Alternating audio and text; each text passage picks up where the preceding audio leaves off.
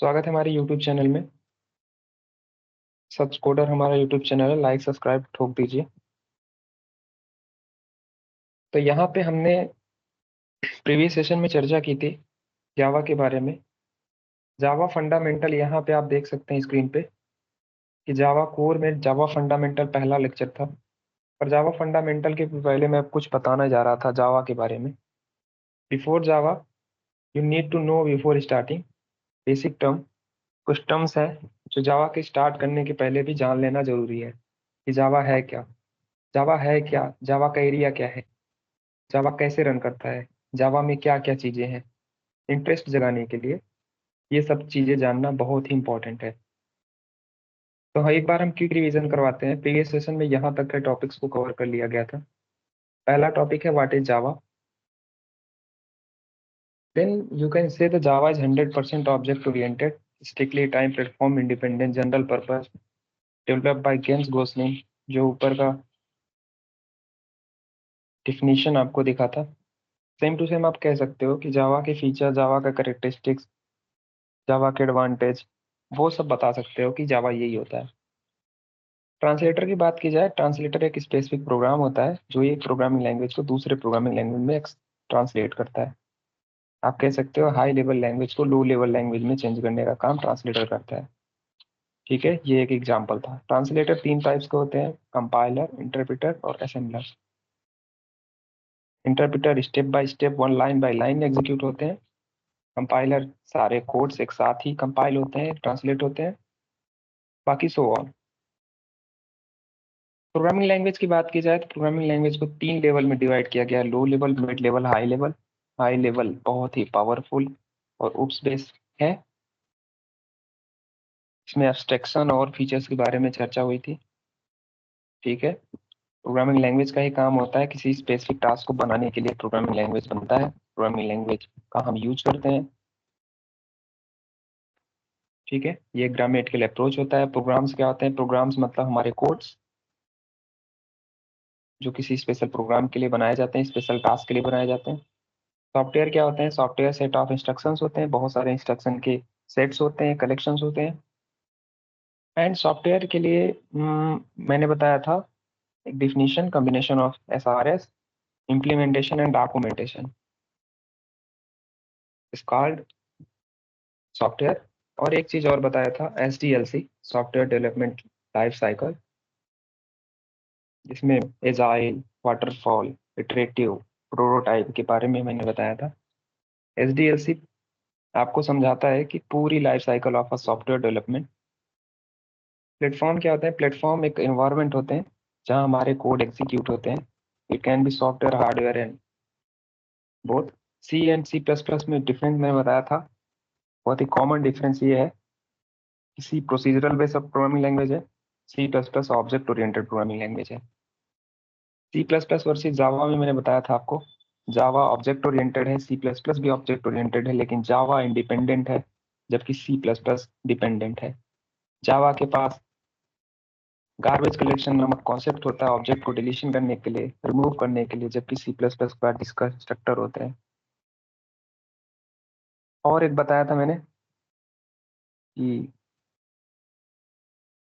Java compiler and interpreter both programming language है। Compiler और interpreter दोनों काम करते हैं यहाँ पे इंटरनली, जबकि C++ सिर्फ कंपाइलर बेस्ड प्रोग्रामिंग लैंग्वेज है। Last topic, program platform independent. Platform dependent के बारे में मैंने कुछ बताया था आपको, आज मैं बताऊंगा platform dependent and platform independent में क्या डिफरेंस होते हैं। प्लेटफॉर्म डिपेंडेंट जो होते हैं उसके जो कंपाइलर होते हैं वो OS और हार्डवेयर से डिपेंड होते हैं, जैसा कि यहाँ डायग्राम में दिखाया गया आपको। ये सब टॉपिक को कवर करने के बाद हम ले चलते हैं platform dependent and platform independent में। यहाँ कंपाइलर आप देख सकते हो, कंपाइलर डिपेंड किस पे है? OS और हार्डवेयर पे। तो डिपेंडेंट के जो कोड्स होते हैं, जो प्लेटफॉर्म डिपेंडेंट लैंग्वेज होते हैं, वो लैंग्वेज अगर आप सिस्टम चेंज करते हो, OS चेंज करते हो, हार्डवेयर चेंज करते हो, कुछ भी चेंजेस आते हैं तो उसके लिए फिर से कंपाइल करने की कोड को जरूरत पड़ती है, ट्रांसलेट करने की जरूरत पड़ती है। मतलब अगर आप अपने लैपटॉप में C चला रहे हैं और चाहें कि इसका आप कंपाइल करने के बाद दूसरे सिस्टम में सेम EXE चला लो, तो ऐसा पॉसिबल नहीं है। जबकि जावा में ये पॉसिबल है। इसका EXE उठा के उस पर ले जा सकते हो, इसका बाइट कोड उठा के उस पर ले जा सकते हो। सिस्टम चेंज कर दो लेकिन जावा का प्रोग्राम रन कर जाएगा कंपाइल करने के बाद। जबकि प्लेटफॉर्म डिपेंडेंट यानी सी में ऐसा पॉसिबल नहीं है। ठीक है, आईडी के बारे में मैंने बताया था, इंटीग्रेटेड डेवलपमेंट इन्वायरमेंट, जो एक इन्वायरमेंट दे देता है। एडिटर ही होता है एक बेसिकली, जिसमें कंपाइलर और लाइब्रेरीज दोनों इनबिल्ड होते हैं, इंटीग्रेट होते हैं। तो ये टॉपिक्स कवर करने के बाद, हाँ ये लेक्चर लंबा हो सकता है, आपको पहले ही बता दूं। लेकिन ये लेक्चर के बाद आप फंडामेंटल को स्टार्ट करोगे, कब तक आप बेसिक टर्म सीखते रहोगे। जावा स्टार्ट करेंगे तभी हमारा काम बनेगा। How Java is platform independent? Platform independent means once compile you can execute program any platform। वही मैंने बताया कि किसी भी प्लेटफॉर्म पे आप एक बार कंपाइल करने के बाद अपने कोड को एग्जीक्यूट करिए विदाउट टेंशन, विदाउट फिकर। जावा is platform independent because the Java compiler convert the source code into byte code. तो यहाँ पे ध्यान देने योग्य बातें ये है कि यहाँ पे क्या होता था, यहाँ पे आपका कोड होता था और आप कोड को क्या क्या करते थे, ट्रांसलेट करते थे with the help of translator, with the help of compiler. और फिर क्या होता था,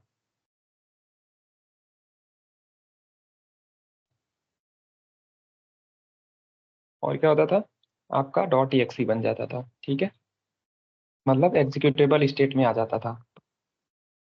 लेकिन प्लेटफॉर्म इंडिपेंडेंट के सिचुएशन में ऐसा नहीं है। प्लेटफॉर्म इंडिपेंडेंट में आपका जो कोड है, जिसे आप सोर्स कोड कह रहे हो, सोर्स कोड को ही प्रोग्राम कहते हैं। आप ध्यान दीजिएगा, आपका सोर्स कोड सबसे पहले क्या होगा, कंपाइल होगा ट्रांसलेटर के थ्रू और जनरेट करेगा एक बाइट कोड। इस बाइट कोड को आप किसी भी ओएस में ले जाइए, किसी भी अदर प्लेटफॉर्म पे ले जाइए, आपका ये सोर्स कोड, आपका ये बाइट कोड आपको क्या दे देगा, EXE दे देगा, मतलब रन कर जाएगा। ठीक है, तो वहां बाइट कोड नामक कॉन्सेप्ट नहीं था, यहाँ बाइट कोड नामक कॉन्सेप्ट है। ट्रांसलेटर जनरेट करता है बाइट कोड। यहाँ पे प्लेटफॉर्म इंडिपेंडेंट मीन्स मैंने आपको बता दिया, which is intermediate language. Intermediate language मतलब आपके सॉफ्टवेयर और आपके कोड के बीच की लैंग्वेज है। Byte code can be executable, executed on any platform using JVM। अब इसको चलाने के लिए किसकी आवश्यकता पड़ती है, इसके चलाने के लिए JVM की आवश्यकता पड़ती है। यहाँ बहुत ही इंपॉर्टेंट टॉपिक चल रहा है, ध्यान दीजिएगा। आपका कोड ट्रांसलेटर की हेल्प से बाइट कोड जनरेट किया, जिसे ऑब्जेक्ट कोड कहते हो आप। और ऑब्जेक्ट कोड को कौन चला सकता है, तो ऑब्जेक्ट कोड को JVM चला सकता है, जावा वर्चुअल मशीन ही चला सकता है। अब वहां पे क्या होता था, प्लेटफॉर्म डिपेंडेंट लैंग्वेजेस में OS और हार्डवेयर से वो डिपेंड करते थे कंपाइलर। लेकिन यहाँ पे कंपाइलर का काम ही खत्म हो गया, यहाँ ट्रांसलेटर का काम ही खत्म हो गया। जब जब मैं कंपाइलर की बात करूँ तो आप ट्रांसलेटर समझिएगा, यहाँ पे ट्रांसलेटर का काम ही खत्म हो गया। यहाँ पे अब बाइट कोड को कौन देखेगा, JVM। मतलब आपसे मतलब नहीं है, आप खत्म हो गए ट्रांसलेटर। जबकि डिपेंडेंट में ऐसा नहीं होता था, वहां पे OS और हार्डवेयर से डिपेंड करते थे कंपाइलर्स। अब बाइट कोड को जब देखेगा JVM, मतलब इसको सिर्फ और सिर्फ कौन एग्जीक्यूट कर सकता है, तो वो है JVM। और JVM हर एक प्लेटफॉर्म पे, फॉर दैट प्लेटफॉर्म। अब हर प्लेटफॉर्म पे JVM क्या होते हैं, सेपरेट होते हैं। इस सिस्टम का JVM अलग, उस सिस्टम का JVM अलग, लेकिन बाइट कोड को सब रन कर लेंगे। तो इसलिए कह सकते हो कि Java is platform independent because once compile you can execute program from any platform. Okay, ठीक है।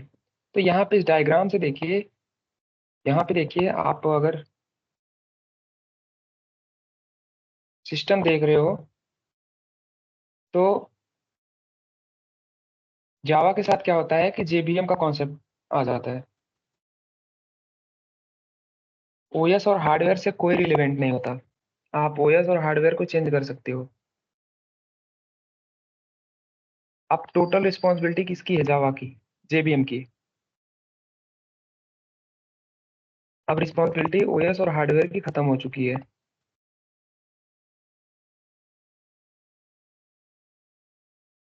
यहाँ पे देखिए JVM, JRE और JDK में difference. JVM is abstract machine, ये एक वर्चुअल मशीन है, अब्स्ट्रैक्ट मशीन है, इसका फिजिकल एग्जिस्टेंस नहीं है। और इसका काम ही है कि रन टाइम इन्वायरमेंट एक बनाना जो बाइट कोड को एग्जीक्यूट कर सके।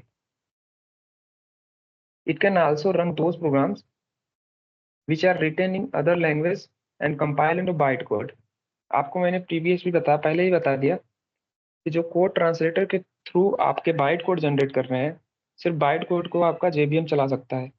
और जेबीएम क्या करता है, एक रन टाइम इन्वायरमेंट पैदा करता है। रन टाइम एक, क्या कह सकते हो, रन टाइम एक इन्वायरमेंट पैदा करता है जिसका कोई फिजिकल एग्जिस्टेंस नहीं है, मतलब कोई हार्डवेयर नहीं है। ये एक वर्चुअल मशीन है जो सिर्फ बाइट कोड को आपको क्या करेगा, एग्जीक्यूट कराने में हेल्प करेगा। ठीक है, यहाँ पे देख सकते हैं आप, कोड पहले ट्रांसलेट हुआ बाइट कोड की हेल्प से, फिर जेबीएम उसको रन टाइम इन्वायरमेंट देगा और प्रोग्राम आपका रन कर जाएगा। The JVM perform the following task. आपका कोड को पहले लोड करेगा, फिर वेरीफाई करेगा, फिर एग्जीक्यूट कोड करेगा, फिर आपको एक रन टाइम इन्वायरमेंट देगा। तो अगर आप बाइट कोड में कुछ भी चेंजेस करते हो तो जेबीएम आपको जवाब दे देगा कि ये सेम बाइट कोड नहीं है, इसमें कुछ मिस्टेक्स है। और दूसरा टॉपिक है जेआरई। जेआरई का फुल फॉर्म होता है Java run time environment. It is implementation of JVM it physical existence. तो देखिए, जेआरई जो होता है वो फिजिकल एग्जिस्टेंस होता है, फिजिकल पाया जाता है जेआरई, मतलब इसका अस्तित्व होता है, फिजिकल होता है ये। और ये जेबीएम का इम्प्लीमेंटेशन है। जेबीएम का इम्प्लीमेंटेशन मतलब जेबीएम तो रन टाइम इन्वायरमेंट दे रहा था बाइट कोड को कन्वर्ट करने के लिए, लेकिन जेआरई जेबीएम का इम्प्लीमेंटेशन इसलिए है क्योंकि जेआरई के अंदर ही जेबीएम पाए जाते हैं। It contains set of libraries and other file. इसके अंदर बहुत सारे लाइब्रेरीज होते हैं, बहुत सारे फाइल्स होती हैं जो जेबीएम को रन टाइम में हेल्प करती है। JVM use and run time. Last topic है JDK, Java development kit. It is a software development environment which is used to develop Java application and applets. It physical exist, it contains JRE plus development tools. यहाँ पे आप इस picture में देख सकते हो। हाँ हाँ हाँ,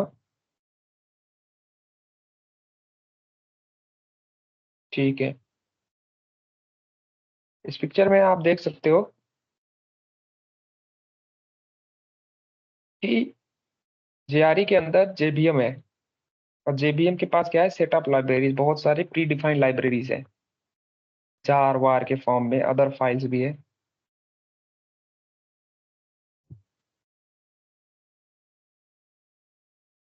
ठीक है, और जेडीके क्या है, जेडीके सॉफ्टवेयर डेवलपमेंट इन्वायरमेंट, पूरे सॉफ्टवेयर का डेवलपमेंट इन्वायरमेंट है जो आपके जावा एप्लीकेशन को डेवलप करने में हेल्प करेगा।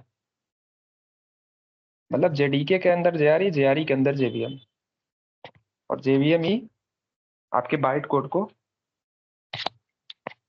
एग्जीक्यूट कराने में हेल्प करेगा। बिना जेबीएम का काम होना मुश्किल है वर्चुअल मशीन का। लास्ट टॉपिक है what is API, application programming interface, set of inbuilt libraries और predefined functionality of any language. तो एपीआई के बारे में आप कह सकते हो कि जैसे सी में आपने देखा होगा हेडर फाइल्स, डॉट नेट में आपने देखा होगा नेम स्पेस। तो हेडर फाइल्स क्या है, हेडर फाइल्स एपीआई है। अब हेडर फाइल्स के अंदर क्या होते हैं, बहुत सारे फंक्शंस होते हैं, प्री डिफाइंड फंक्शंस होते हैं, बहुत सारे पैकेजेस होते हैं। जावा में भी क्या होते हैं, पैकेजेस के अंदर क्या होते हैं, बहुत सारे प्री डिफाइंड क्लासेस होते हैं। तो सी का जो हेडर फाइल्स है वो एक एपीआई है, उसके अंदर इनबिल्ट लाइब्रेरीज है, प्री डिफाइंड फंक्शनलिटी है, पहले से ही फिक्स है functionality of any programming language में वेरीज फ्रॉम लैंग्वेज टू, हर लैंग्वेज का अलग अलग एपीआई होता है। एपीआई के बारे में आप समझ गए होंगे। सी में जैसे हेडर फाइल्स वर्क करता है, जावा में आपके पैकेजेस वर्क करते हैं। हाँ हाँ। देखिए एपीआई कुछ और नहीं होता, मैंने क्या बताया। सी में आपके हेडर फाइल्स और जावा में आपके पैकेजेस। अब हेडर फाइल्स के अंदर क्या होता है, इनबिल्ट लाइब्रेरीज और प्री डिफाइंड फंक्शनलिटी, बस वही एपीआई है। ठीक है। अब फ्रेमवर्क क्या होता है, बहुत सारे एपीआई का collections, it is set of API. और बाइट कोड क्या होता है, बाइट कोड के बारे में शॉर्ट टर्म में जान लो कि ये एक ऑब्जेक्ट कोड होता है जिसे सिर्फ जेबीएम चला सकता है, हाई ऑप्टिमाइज्ड होता है। ऑप्टिमाइजेशन का मतलब ही समझ लो कि पढ़ मतलब कि मशीन ही सब समझ सकता है, इंसान नहीं समझ सकता। यूनिक एंड यूनिवर्सल कोड, बहुत यूनिक और यूनिवर्सल कोड होते हैं इसमें काम में लेते हैं, which is created by Java compiler with the help of JRE. JRE इसको बनाता है। हाँ, created by Java compiler with the help of JRE. लेकिन रन कौन कर सकता है, जेबीएम, मतलब कि बाइट कोड को बनाता कौन है, जेआरई। जेआरई के अंदर होते हैं ट्रांसलेटर, कंपाइलर, इंटरप्रिटर। लेकिन इसको सिर्फ जेबीएम ही कर सकता है। यहाँ देखिए आप, अगर आप यहाँ देख रहे हो तो देखिए आपका सोर्स कोड है, और यहाँ पे कंपाइलर क्या करेगा।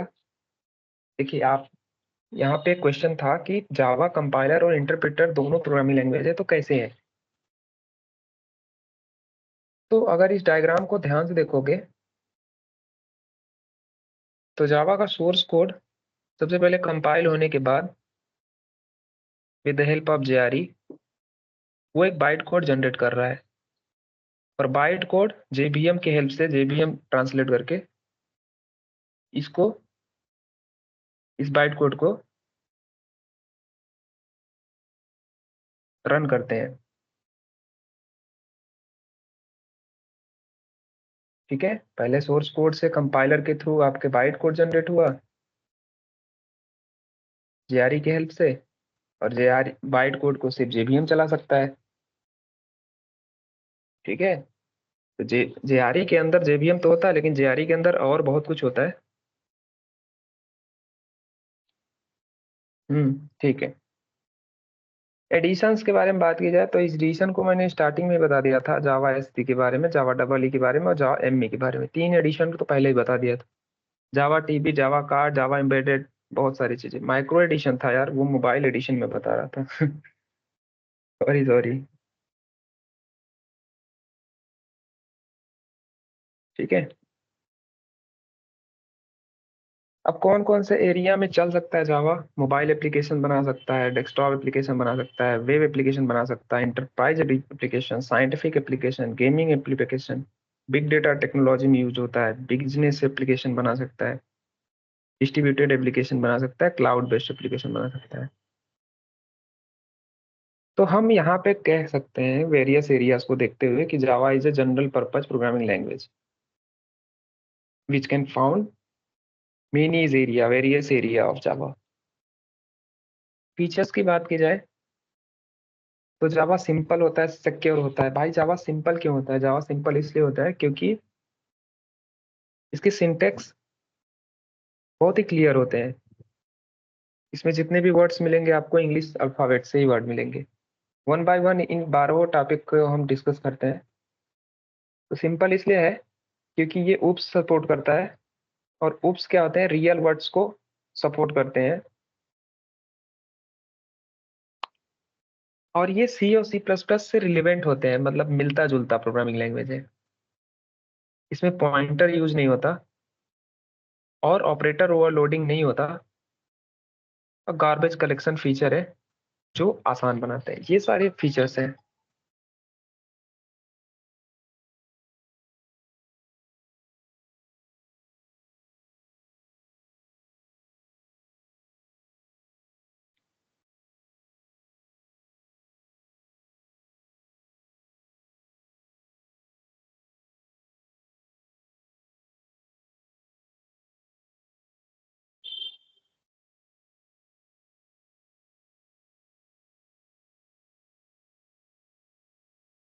ठीक है।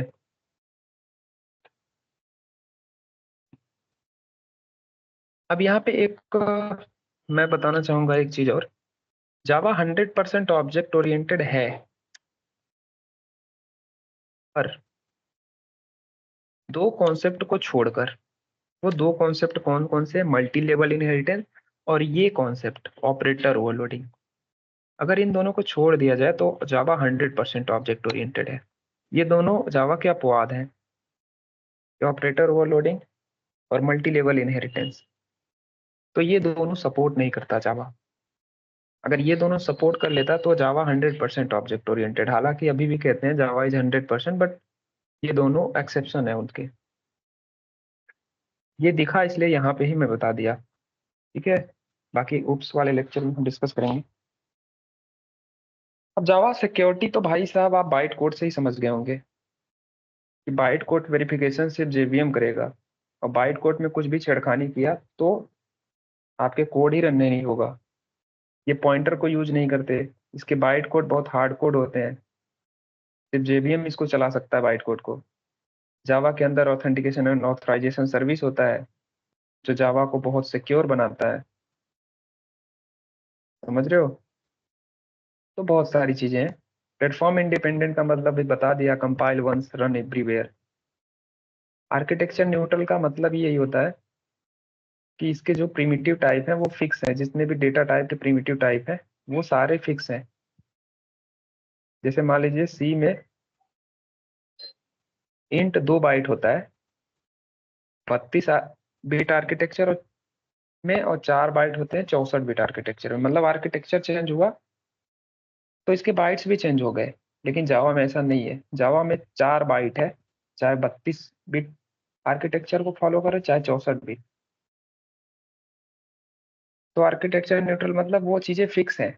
सी में ऐसा नहीं था। सी में इंट 32 बिट आर्किटेक्चर में 2 बाइट लेता था और 4 बाइट 64 बिट आर्किटेक्चर में लेता था। लेकिन जावा में ऐसा नहीं है। जावा में फिक्स चीजें हैं, आर्किटेक्चर न्यूट्रल है। तो यहाँ लिखा भी है, software that is design without regard the targeting platform are known at architecture neutral software and language. पढ़ लीजिएगा। पोर्टेबल का मतलब है इसको कोड को इजी टू कैरी है, कहीं भी ले जा सकते हैं। बोरा और कोरा दोनों है। राइट वंस रन एनीवेयर है, और प्लेटफॉर्म इंडिपेंडेंट में कोरा था। कंपाइल वंस रन एनीवेयर, ठीक है। Java is portable, we can carry byte code easily various platform. Robust है, मतलब स्ट्रॉन्ग प्रोग्रामिंग लैंग्वेज है। स्ट्रॉन्ग मतलब इसके मेमोरी मैनेजमेंट है वो बहुत ज़्यादा स्ट्रॉन्ग है। गार्बेज कलेक्शन है, जो ऑटोमेटिक जनरेट होते हैं ऑब्जेक्ट को डिलीट करने के लिए, ऑब्जेक्ट को रिमूव करने के लिए। एक्सेप्शन हैंडलिंग है, जो आपके मैकेनिज्म को चेक करेगा, कोई एरर और बग्स और ये सब एक्सेप्शन वगैरह तो नहीं है। इसमें लैक ऑफ पॉइंटर्स नहीं है, पॉइंटर की कोई कमजोरी नहीं है क्योंकि पॉइंटर होता ही नहीं है, जो सिक्योरिटी प्रॉब्लम्स को अवॉइड करते हैं। मल्टी थ्रेडिंग कॉन्सेप्ट है। थ्रेडिंग मैंने आपको बताया था, सब process is called threading. Process के अंदर सब प्रोसेस होते रहते हैं जिसको हम थ्रेडिंग कहते हैं।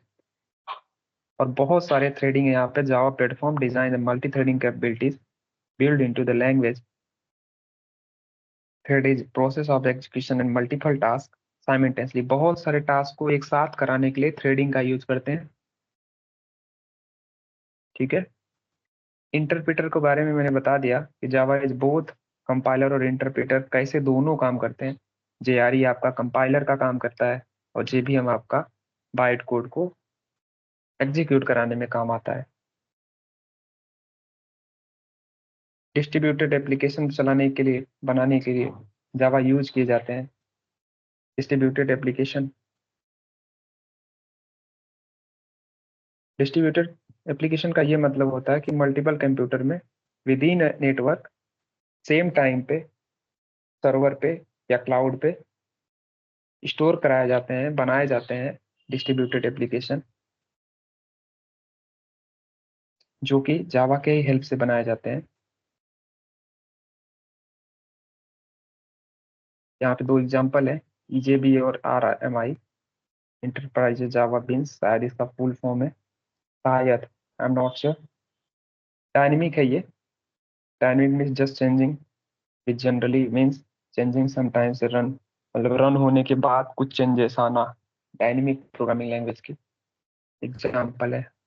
वैसे हर प्रोग्रामिंग लैंग्वेज ये डायनेमिक होता है, हाई परफॉर्मेंस है, बहुत तेज बहुत फास्ट चलने वाला प्रोग्रामिंग लैंग्वेज है, ऑब्जेक्ट ओरिएंटेड है। मैंने आपको ऊपर बताया, दो कॉन्सेप्ट को छोड़ दिया जाए तो Java is fully 100% object oriented. Java relate to real world in object oriented. Object oriented में ये 6-7 कॉन्सेप्ट फॉलो होते हैं: object, class, inheritance, encapsulation, polymorphism, abstraction.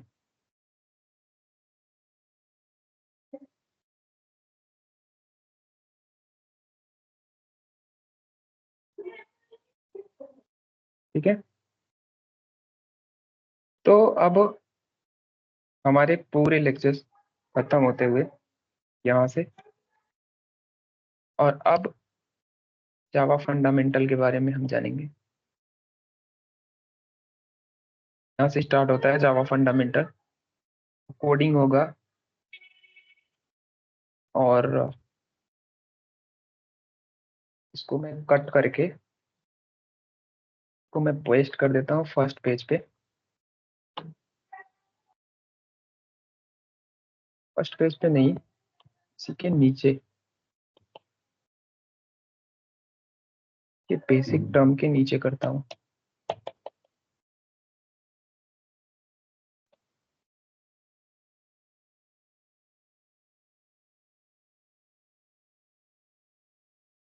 तो इसके बाद हम पढ़ेंगे जावा फंडामेंटल।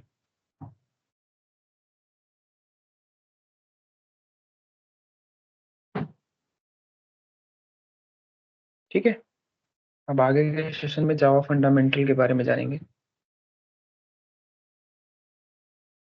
तो ये टॉपिक खत्म हुआ, basic term you need to know before starting.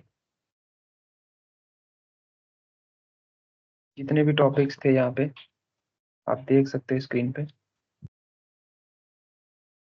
सारे खत्म हो चुके हैं। सारे के बारे में मैंने बता दिया आपको। अब जावा फंडामेंटल ही बचा। तो यहाँ से स्टार्ट करते हैं जर्नी। जावा फंडामेंटल के बारे में पढ़ेंगे, ग्रुप्स के बारे में पढ़ेंगे, थ्रेडिंग के बारे में पढ़ेंगे, कलेक्शन के बारे में पढ़ेंगे, जेडीबीसी के बारे में पढ़ेंगे, स्ट्रिंग हैंडलिंग के बारे में पढ़ेंगे। ये एक एक टॉपिक एक एक बुक है, समझ लो। छोटे मोटे टॉपिक्स नहीं है, अब बहुत ही बड़े बड़े टॉपिक हैं। जावा फंडामेंटल में हम बहुत सारी चीजों को कवर अप करेंगे। जावा फंडामेंटल में हम आइडेंटिफायर को जानेंगे, रिजर्व वर्ड जानेंगे, डेटा टाइप सीखेंगे, अरे सीखेंगे, अरे जिसे बोल रहे हो आप, मेन मेथड देखेंगे, स्टेटमेंट देखेंगे, ऑपरेटर देखेंगे, सेपरेशन देखेंगे, कमेंट्स देखेंगे, समझ रहे हो आप, वेयरहाउस देखेंगे, और भी बहुत कुछ देखेंगे। आने वाले सेशन में सारी चीजें क्लियर होंगी कि हम क्या क्या देखेंगे फिलहाल।